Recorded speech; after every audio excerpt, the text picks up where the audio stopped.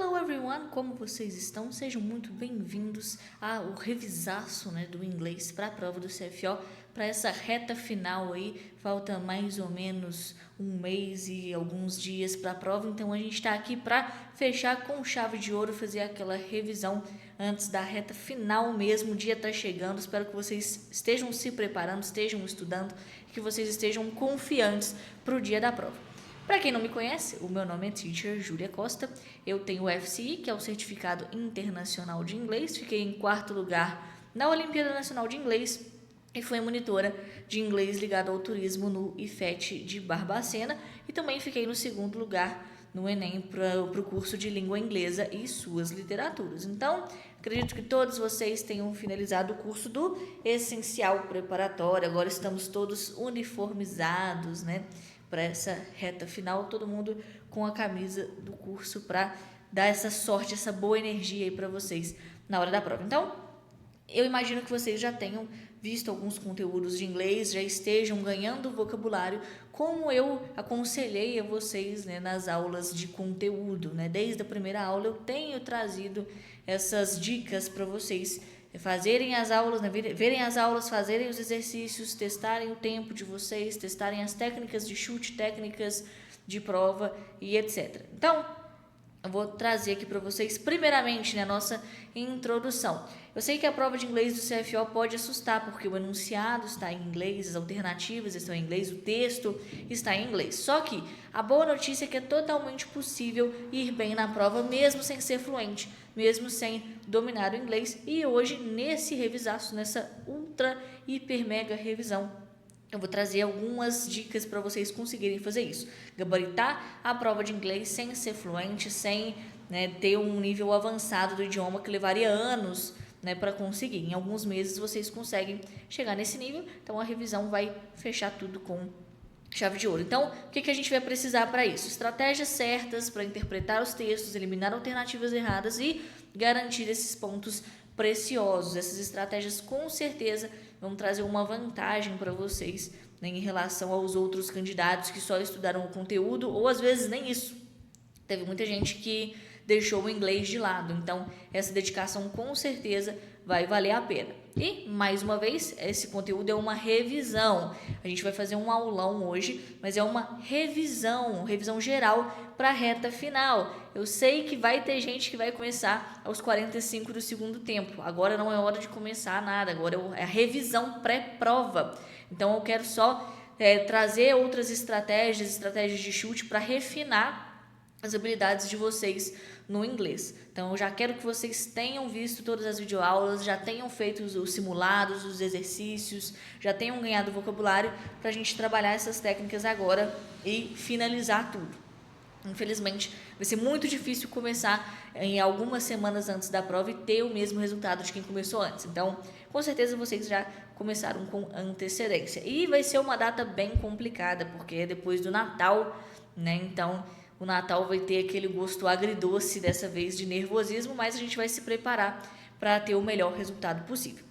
Então, primeiro, vamos começar com uma reflexão de tudo que aconteceu até aqui, desde que vocês começaram a estudar até agora, que é a reta final da prova. Então, primeiramente, qual era o nível de inglês de vocês no começo dos estudos? Vocês sabiam muitas palavras, sabiam se comunicar, sabiam ler e entender algumas palavras? Como é que estava no primeiro dia?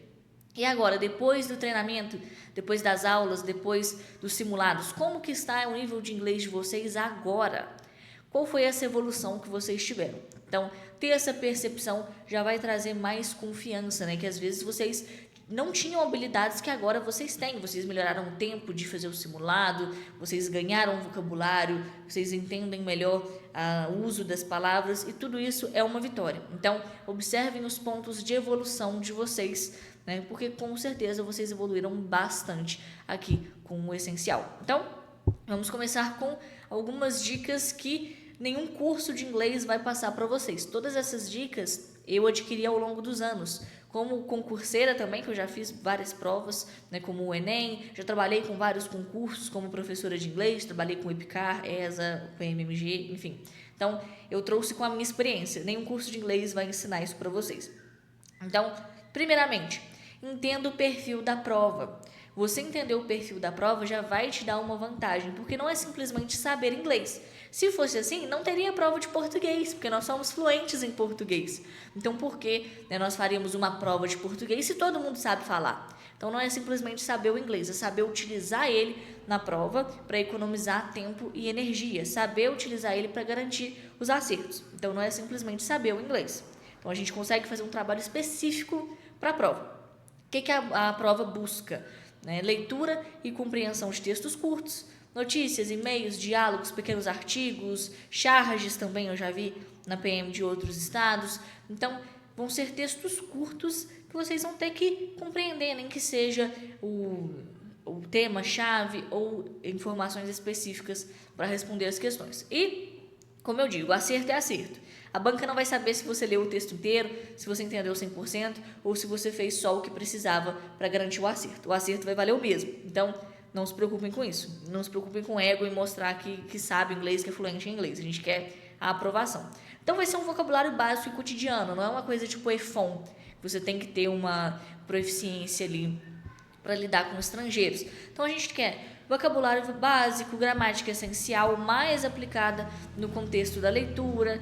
Pode ter uma pertinência temática, né, sobre o dia a dia policial, enfim, esse tipo de coisa.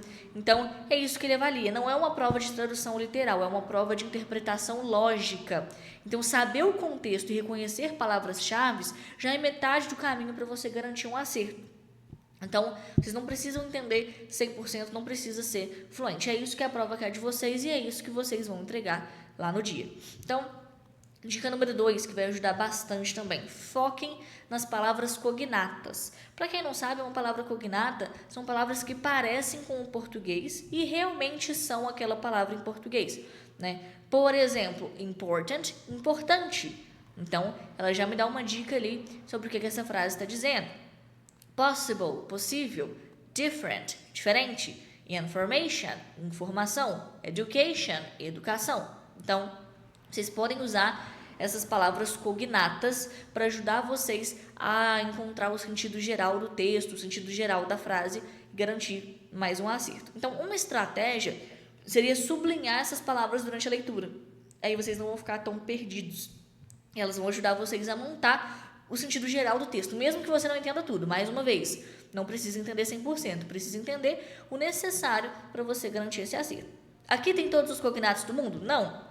Por isso que eu digo para vocês ganharem vocabulário desde o começo dos estudos, porque agora vocês vão ter um caderninho aí cheio de cognatos e a chance de vocês encontrarem algumas dessas palavras na prova é muito grande. Então, vocês já não vão estar completamente perdidos, vão ter uma vantagem quando comparados com quem só chegou com a cara e com a coragem, né?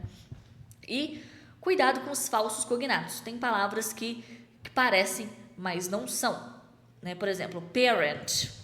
Vou até anotar aqui, ó. Parent. Ah, é parente? Não. Temos um parent, que pode ser o pai ou mãe, e temos parents, que são os pais. Não são parentes, são pais. Isso é um falso cognato. Quem vê essa palavra acha que é parentes, mas não é. É pais. Então, anotem não só os cognatos, mas os falsos cognatos também, porque eles podem tentar enganar vocês. Anotem os mais comuns, que vocês já vão deixar de cair em várias pegadinhas aí, né, pelo caminho. Então, essa foi a dica número 2. Agora, a dica número 3. Né? E se vocês tiverem qualquer dúvida, qualquer comentário, comentem. Também eu gosto de interagir com vocês. Eu estou lá no Instagram também, então vocês podem comentar, podem mandar mensagens que eu respondo todo mundo. Aqui na plataforma provavelmente tem algum lugar de comentar também e tirar dúvidas. Então, dúvidas sobre esse aulão, dúvidas sobre o conteúdo que vocês já entraram em contato, né? Já tiveram contato com esse conteúdo. Se ficar alguma dúvida, não tenham vergonha de tirar dúvida. Muita gente acha que o professor está julgando. É uma pergunta muito boba, se eu perguntar o professor vai rir de mim. Não, a gente lida com qualquer tipo de dúvida o tempo todo. É muito difícil vocês surpreenderem a gente com alguma pergunta. Então, fiquem à vontade, perguntem, tirem dúvidas, refaçam os exercícios. A gente está aqui para errar e aprender para isso não acontecer na hora da prova, ok? Então, não existe vergonha na hora de tirar dúvida. Fiquem à vontade, a gente está aqui para isso. Todos os professores são muito legais, vocês podem ficar à vontade mesmo, ok? Então, dica número 3. Use o contexto para adivinhar significados. Pode ser que isso aconteça até comigo. Eu estudo inglês há 10 anos. Tem 10 anos que eu estudo inglês. Comecei com 12 anos, na verdade fez 11 anos que eu estudo inglês. Então, isso pode acontecer comigo. Vamos supor que na prova da PM eles coloquem um texto de Shakespeare com um vocabulário antigo. Não é uma coisa que a gente usa hoje em dia no inglês. Então pode ser que tenha alguma palavra que eu nunca vi na minha vida. Assim como se eu ler Machado de Assis, pode ter alguma palavra que eu nunca ouvi mesmo sendo falante fluente. Então, não importa o quão incrível você acha que o seu inglês é, você não sabe todas as palavras do universo. É muito difícil, até em português. Então, você precisa saber o contexto para tentar deduzir qual é o significado de uma palavra. Então, nem sempre é necessário traduzir palavra por palavra. Tente entender quem faz o que, onde e quando no texto. Então, a gente vai analisar algumas coisas para tentar deduzir. Tentar deduzir o que aquilo ali está tentando dizer. Então, você pode se perguntar: o texto é uma opinião? É uma notícia? É uma instrução? Está defendendo alguma coisa? Está criticando alguma coisa? Então, isso já ajuda a avaliar o texto. Está falando algo de positivo ou negativo? Há datas, números ou nomes próprios que ajudem a entender o assunto?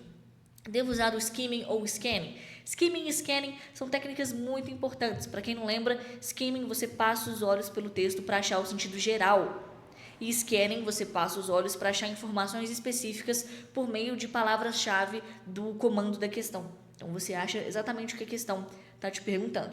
Então, se pergunte qual dessas técnicas você vai usar, você já vai estar a um passo à frente. Então, por exemplo, the police officer received an award for their courage. Então, mesmo sem saber tudo, dá para entender. Police officer, police parece com polícia. Então, police officers podem ser as pessoas da polícia, então policiais. Received, até que lembra um pouquinho receberam. Receberam um prêmio por sua coragem. Courage também lembra um pouco coragem. No máximo, o award ali poderia confundir um pouco com prêmio.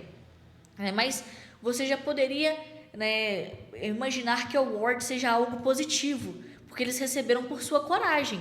Então, se eles tiveram coragem, eles vão receber algo positivo. Então, dá para deduzir que award seja prêmio, mesmo sem eu conhecer essa palavra, porque eu analisei o contexto geral da frase. Essa habilidade é muito útil na hora de fazer a prova de inglês.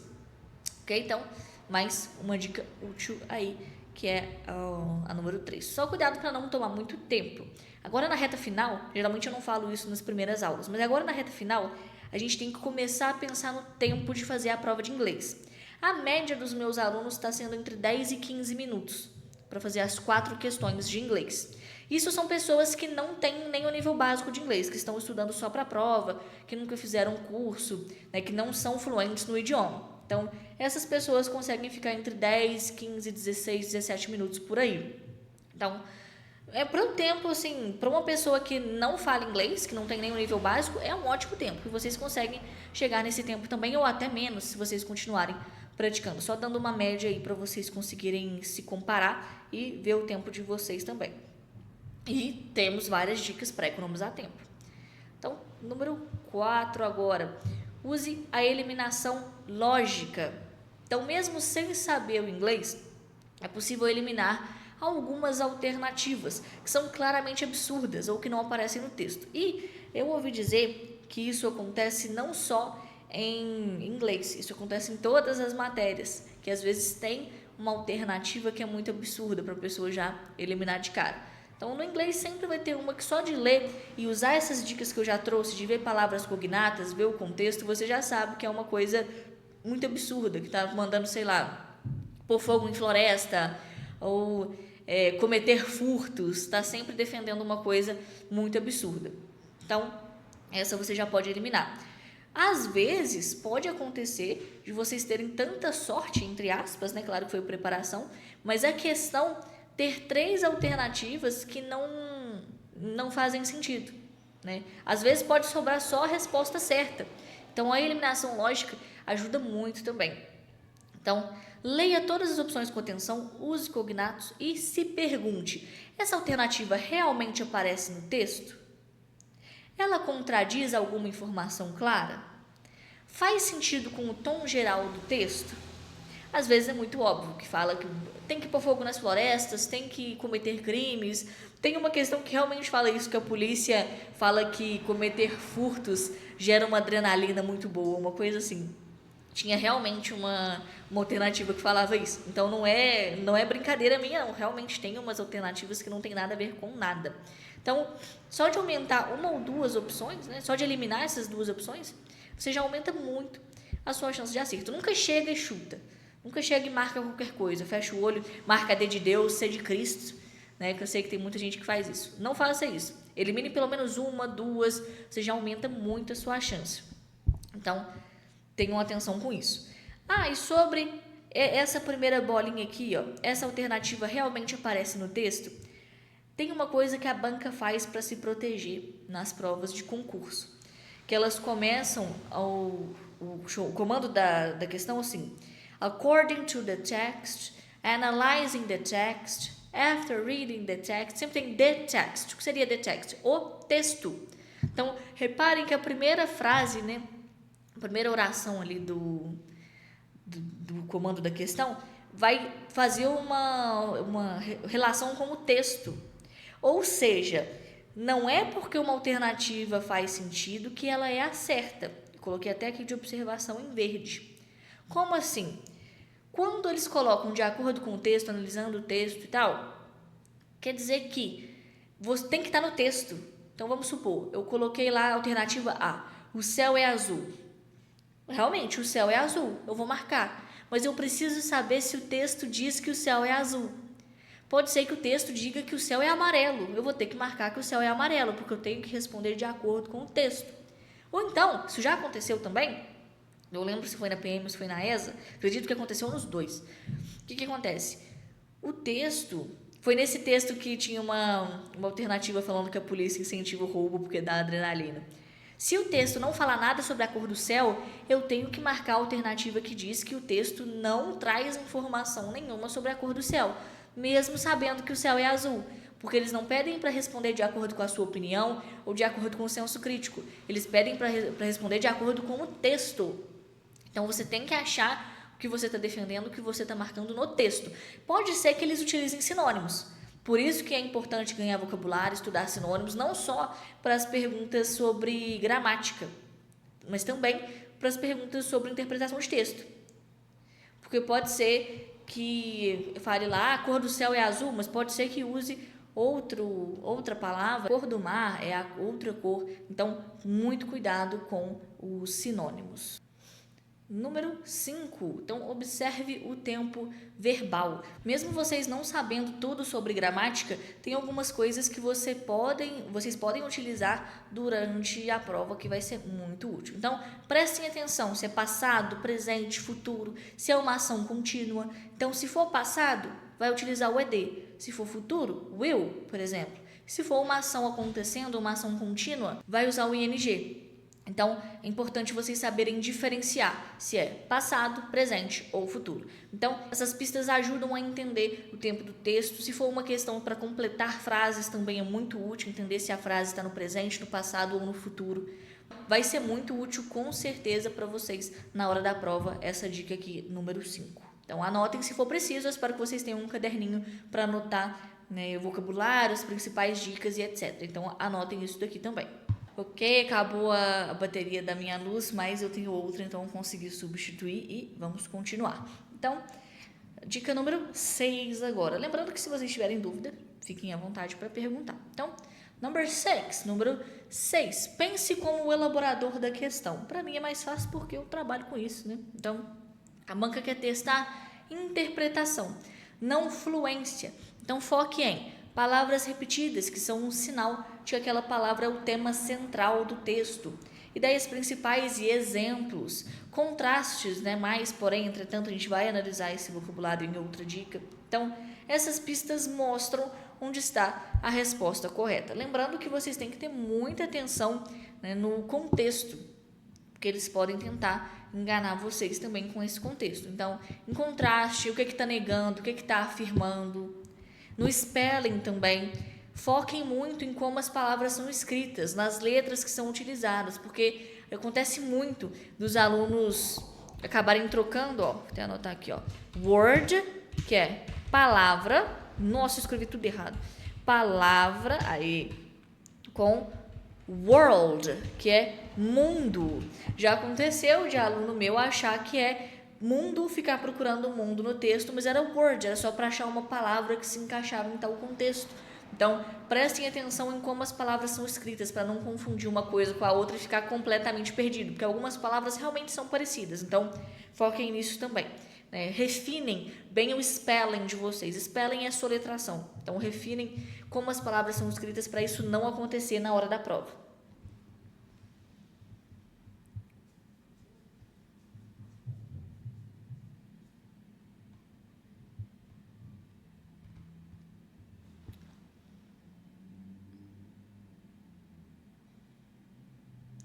Então, dica número 7, aprenda o básico de conectivos. Então, uma dica acaba se conectando com a outra. Conectivos conectam, sim, eles são palavras que ligam ideias e ajudam a entender a lógica do texto. Eu já vi muitas pessoas garantirem um acerto só por conseguir identificar essas palavras, né, no comando da questão, né, na frase a ser analisada, ou no texto, ou na alternativa. Então, dá uma visão boa se a alternativa está apresentando alternativas, se está contestando alguma coisa, se está discordando, se está concordando, enfim. Então, however, vai ser porém, sempre indica contraste. Já teve questão que é simplesmente sobre isso. O que o however indica? Quem sabia garantiu o acerto, que é contraste. Therefore, portanto, because, porque, although, embora, in order to, seria para atingir certo objetivo. But, mas, and, e, or, ou. Esse or é muito importante, né? Porque é ou, apresenta alternativa. Ou isso ou aquilo, or. Né? E o but é contraste também. Então, são informações opostas. And eu estou adicionando uma coisa na outra, né? Uma coisa na frase, uma informação na frase. Então, and, e. Essas três aqui são essenciais para vocês no inglês. Então, anotem essa aqui também. Então, é um atalho poderoso para vocês conseguirem entender o sentido da frase, conseguirem entender a mensagem que está sendo passada ali, sem precisar traduzir tudo. Então, anotem essa listinha aqui e aumentem essa lista. Se vocês virem algum conectivo interessante nesse processo de ganhar vocabulário, anotem aqui também. É melhor sobrar do que faltar, né? Então, essa foi a dica número 7. Agora, a dica número 9, vamos fingir que é a dica número 8 e eu numerei certo esse tempo todo. Então, dica número 8. Cuide da gestão de tempo. Já falei um pouco aqui na revisão sobre cuidar de gestão de tempo. É muito importante também. Não fique travado em uma questão. Se um texto for longo, use o skimming e o scanning. Pule as palavras difíceis. Leia o primeiro e o último parágrafo com mais atenção, porque geralmente eles trazem um resumo do que o texto está abordando. Isso pode ajudar também. Volte às perguntas e procure palavras iguais ou parecidas, né, no texto para encontrar a resposta, usando a técnica de scanning. Então, não torrem os neurônios de vocês com uma questão só, porque vocês podem acabar sacrificando 3 ou 4 acertos por causa de uma questão que vocês perderam muito tempo. E ninguém quer chegar naquele desespero do final de passar gabarito porque o tempo está acabando, aquela coisa toda. Então, não fique travado.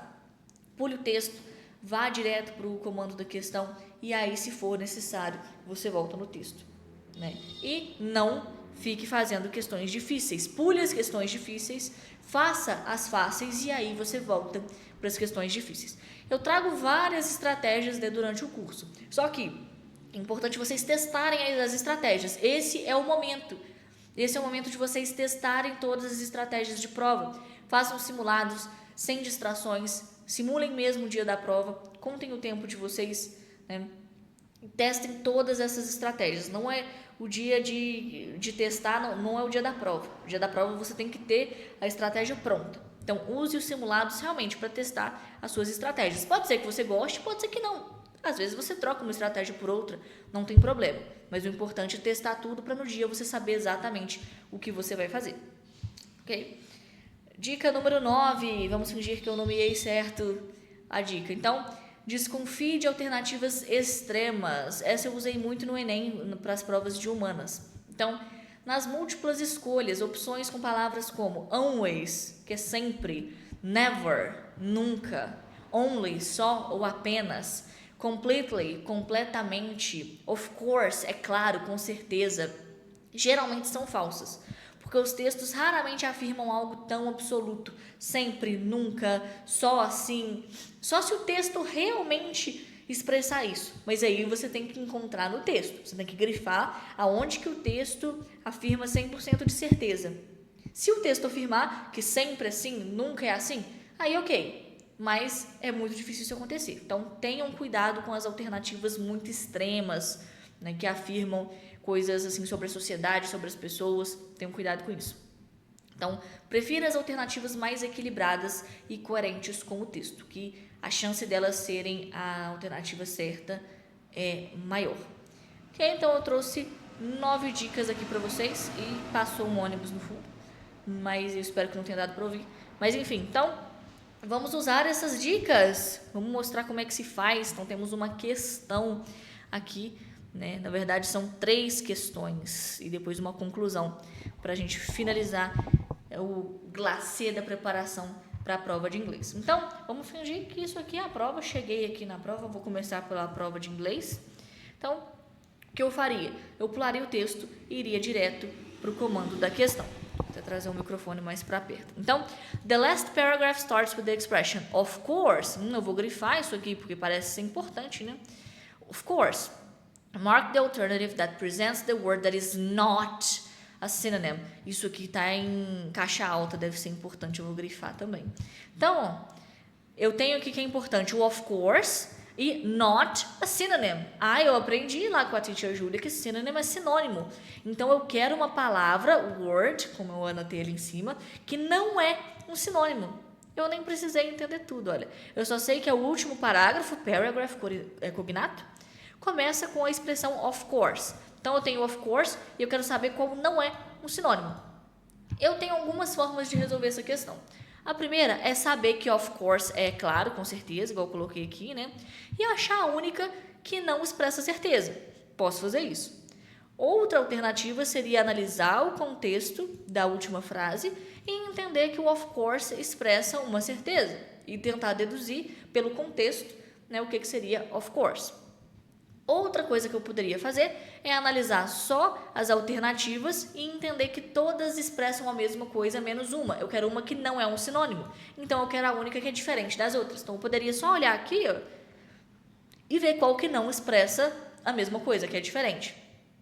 Então, ó, certainly, surely, for sure, doubtless. A única que poderia gerar dúvida é esse doubtless. Mas todas as outras expressam certeza, como a gente já estudou. A única que não expressa certeza é o maybe. Então, só analisando as alternativas eu já consigo marcar a letra C. Doubt é dúvida. Anotem aí, ó. Vou até anotar aqui para vocês. Então, ó, doubt é dúvida. E o less, a gente estudou. Vocês lembram o que é o less? Ele é um sufixo que representa a falta de. Então, é sem dúvidas. Então, não está expressando certeza, não pode ser, é um sinônimo. Então, qual que não expressa certeza? Letter C, maybe, que vai ser talvez, que é a única que não expressa certeza, como of course e todas essas outras das outras alternativas. Então, eu perdi tempo lendo o texto? Não, não foi necessário. Talvez fosse necessário ler a última frase se eu seguir o caminho de entender pelo contexto. Mas das outras duas formas eu nem precisei olhar o texto, só o comando já tinha o que eu precisava analisar, que era o of course. Então, tendo dúvidas sobre a número 1, comentem para eu poder responder. Número 2, what can cause flight delays? Olha a banca aí, according to the text. Esse é o according to the text que eu falei com vocês, que é o de acordo com o texto. Ele não quer saber o que eu acho que causa o atraso dos voos, né? Delay é atraso. Até anotei aqui, ó, flight, voo. Fly é voar e delay é atraso. Então, ele não quer saber o que eu acho, ele quer saber o que o texto acha de acordo com o texto. Então, a gente pode pegar algumas palavras, por exemplo, flight, delay e procurar ela no texto. Então, ó, vamos procurar, taranã. Podem pausar o vídeo e procurar se vocês precisarem de mais tempo. Então, taranã, ok, alright. Aqui, ó. It found that there were more delayed flights. Olha, tem delay aqui, ó. In the summer months. Ai, eu lembro do meu inglês básico. Summer é verão. Ah, eu estou lembrando. Então, quando a temperatura está acima de 39, olha, a gente pode usar números também. Então, 39 degrees Celsius. Ah, Celsius eu sei, a gente usa no português, que é os graus, né, Celsius. Então, quando a temperatura está acima de 39, eu consigo presumir, as coisas ficam muito difíceis. Difficult parece com difícil. Estou usando os cognatos aqui. Então, eu tenho frases que me fazem acreditar que tem alguma coisa a ver com o calor. Olha, summer months, os meses de verão. E quando a temperatura está acima de 39 graus, fica difícil para as companhias aéreas. Né? Quem andou de avião já viu que não sei o que, airline, que é a companhia aérea. Ah, então eu tenho aqui, ó, evidência no texto. Será que tem alguma coisa falando sobre calor? Olha, summer, high summer demand. Demand é demanda mesmo, tá, gente? Então eu posso marcar a letra E. Eu posso usar o cognato demand e marcar a letra E, que é high summer demand. Então eu tenho evidência no texto. Eu achei aqui que usa essa evidência. Eu posso analisar as outras também, mas elas não têm nada a ver, não. Tipo, o atraso dos pilotos. Não está falando sobre isso, está falando sobre climate change, mudança climática, não é? Smoke from wildfires. No universo paralelo até poderia ser, mas não é. Não fala sobre queimadas em nenhum momento no texto. Eu posso fazer o skinning e dar uma olhada. A long queue of passenger. Essa aqui, nossa, essa aqui é muito britânico, cara. Queue, deixa eu anotar aqui para vocês. É a mesma coisa que line. É linha? Não, é o outro uso de line, que é fila. Só que o primeiro é britânico e o segundo é americano. Eu uso line, só que o texto usou queue, que é a versão britânica, né, que não é tão comum para mim. Então, tem muita fila? Não falou isso. Full airports, aeroportos cheios, também não falou. Então, estou falando sobre mudança climática, é sobre como o calor, né, tá atrapalhando os aeroportos. Então, 2E. Ok, lembrando que se vocês tiverem dúvidas, só comentar. Então, number 3, vamos dar uma olhada. Olha a palavrinha de novo, olha. Tá falando que abaixo tem 5 pares de palavras, mas isso não é necessário para o acerto, né? Alguns pares são sinônimos e outros são antônimos. Olha que encheção de linguiça, não vou usar para nada isso aqui, pode ignorar isso aqui. Identifique quais pares são sinônimos. Essa palavra que eu conheço, synonyms, eu conheço, sinônimos. Então, eu preciso identificar quais pares são sinônimos e marcar aqui, ó. Vocês lembram que only é só? Então, seria só 2 e 5, só 3 e 4, enfim. Então, vamos dar uma olhada aqui nas palavras. Primeiro, a gente tem expand e enlarge. Expand parece com expandir, realmente. É expandir. E enlarge, para quem já foi no McDonald's em inglês, né, ou no Starbucks, sabe que large é simplesmente outra forma de falar big, que é grande. São sinônimos. Então, enlarge é o verbo, deixar algo grande, assim como expandir. Então, realmente, são sinônimos. Daria para imaginar que são sinônimos. Agora, número 2, timid, bold. Timid parece tímido. Agora, bold eu não sei. Eu poderia deixá-la para depois. Né? Se eu não soubesse que bold é audacioso, que é o contrário de tímido, eu não tenho certeza do que é bold. Eu vou guardar ela, depois eu volto. 3, fear, terror. Eu estudei isso, medo e terror. Então, realmente, fear eu já ouvi que é medo e terror parece com terror. Então, realmente, seria um cognato. Accurate, exact. Anotem esse vocabulário, olha. Accurate. No meu livro que eu uso para o meu curso de inglês para fluência, tem muito essa palavra, que é preciso. Então, é preciso e exato. Accurate e exact. São sinônimos. Então, eu marco essa também. A número 5 vocês nunca vão esquecer. Porque deep, mais vocabulário, é fundo ou profundo. E shallow, provavelmente muitos de vocês já estão pensando na Paula Fernandes cantando Juntos e Shallow Now. Exatamente. Shallow é raso, sem profundidade. Pode ser uma metáfora, porque os sentimentos não estão profundos, enfim. Então, a Lady Gaga fala, nós estamos no raso agora.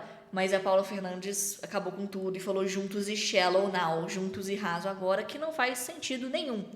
né? Então não faz sentido nenhum essa música. Mas Shallow e Raso, lembrem da Paula Fernandes. Então, eu não tenho certeza do 2 e do 5, vamos supor, mas eu não preciso ter, porque já tem a alternativa que eu estou buscando, que é 1, 3 e 4. Então, né, não tinha 1, 2, 3, 4, 5 para eu ter dúvida. A única que caberia aqui, com o que eu escolhi, era a letra B, né, com o que eu consegui deduzir por cognatos e tendo um vocabulário básico. Então, reparem que eu não precisei reinventar a roda para acertar nenhuma dessas questões. Com vocabulário básico, uma análise, né, do comando da questão, de algumas frases do texto, eu já consegui responder todas as questões. Então, não foi uma coisa de outro mundo. E eu não li o texto inteiro, né, nessas 3 questões, eu não precisei ler o texto todo, eu precisei ler umas 2 frases no máximo para fazer essas questões. Então, é plenamente possível fazer isso. Então, conclusão, mesmo sem dominar o inglês, você pode entender, raciocinar e acertar. A prova não exige que você fale o idioma, apenas que compreenda o essencial do texto. Então, continuem revisando os conteúdos principais, continuem ganhando vocabulário, continuem fazendo exercícios e tirando dúvidas, que com certeza vocês vão conseguir gabaritar a prova de inglês no dia. Então, com prática, estratégia e atenção, você pode transformar essa dificuldade em um ponto forte, né, na sua nota final. Então, continuem fazendo isso, vejam a revisão, revejam as aulas se for preciso, façam exercícios, contem o tempo de vocês, comparem se vocês aumentaram ou diminuíram o tempo, continuem anotando vocabulário, anotando dicas de gramática, que fazendo o básico, fazendo o essencial, vocês vão conseguir tirar uma nota incrível na prova de inglês e conquistar a aprovação. Então, é isso, mostrei para vocês o caminho das pedras até a aprovação no inglês, até gabaritar a prova de inglês. E sei que muita gente vai dizer que são só 4 questões, que não são muito importantes, mas são sim, eu já vi pessoas sendo reprovadas por causa de uma questão. Então, vocês vão lembrar da prova de inglês se isso acontecer com vocês. Então, garantam essas 4 questões. Não tem por que vocês reprovarem por causa de 1, 2, 3 questões. Então, levem isso a sério que vai dar tudo certo. Então, é isso. See you around. Vejo vocês por aí. E that's it. Have a good night. Tenha uma boa noite, boa tarde ou dia, enfim. So, see you. Bye.